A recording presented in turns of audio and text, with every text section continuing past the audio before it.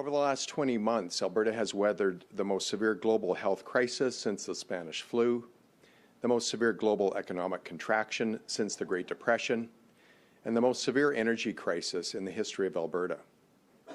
Despite all of this, our province is showing its culture of perseverance. Albertans and Alberta businesses are becoming more innovative. They're adapting to the impacts of the pandemic and displaying an encouraging resiliency. As the economy improves, so too is Alberta's bottom line. Alberta is now projecting a deficit of $5.8 billion for the 21-22 fiscal year. This is $2 billion less than the first quarter fiscal update and $12.4 billion less than the original estimate in Budget 2021. Almost all of Alberta's revenue sources are improving along with the economy, and at the same time, we're holding the line on spending.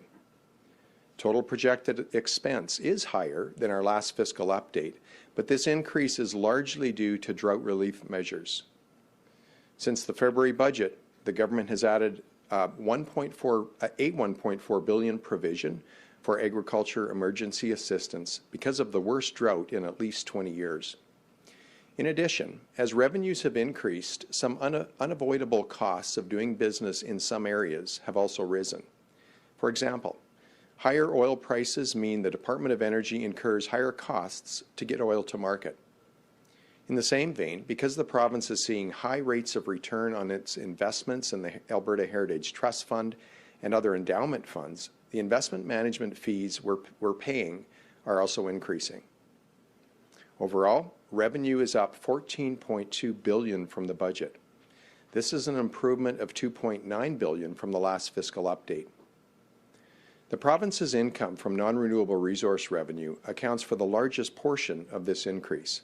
However, revenue from income taxes also makes up a sizable part of the increase as Albertans have been getting back to work and their incomes are rising. And there's no doubt that we are in a more of an inflation environment than we've been in for many years. And I would suggest as a result of federal monetary policy and federal fiscal policy, along with the fact that there's been a real disruption in supply chains at the same time.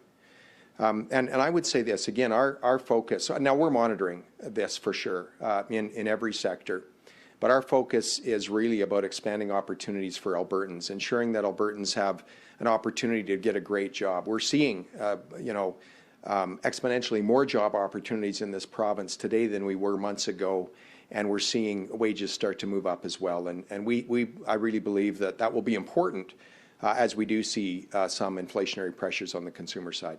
We did, as you know, during the last campaign, we made a commitment to Albertans around jobs, the economy and pipelines. And we are working hard to deliver on that commitment to Albertans.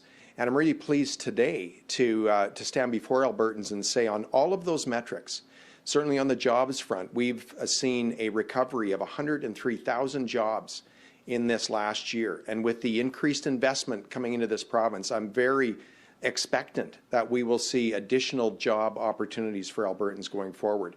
On the pipeline front, I talked about in my comments earlier what we're seeing with pipelines. Enbridge Line 3 is now complete.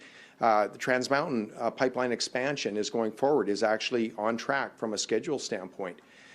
Within Coastal GasLink is moving forward. Within the province, the Nova Gas transmission line, the Kiera Liquids line, the Pembina Peace pipeline, they're all going forward. Those are really important pipelines within the province that will debottleneck the gas and liquid sector. So again, on that front, we've been making great progress. And on the economy generally, again, I think this fiscal update depicts an economy that's improving. We're leading the nation, according to most banks and think tanks.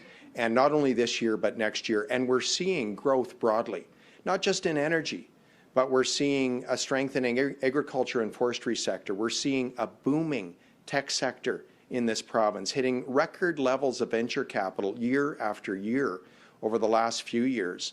Again, the Amazon investment is massive, $4 billion investment into web services here in the province. Financial services are growing. RBC is moving a tech hub here into the province, into Calgary, an additional 300 jobs, and that's just one example. We're seeing great optimism, although the tourism industry is struggling now, very admittedly, as a result of the travel restrictions broadly. I believe there's great potential there. Aerospace, aviation, we're seeing a real investment in the province. The recovery is coming broadly. Our economy is diversifying, and we're working hard to deliver on our commitment to Albertans.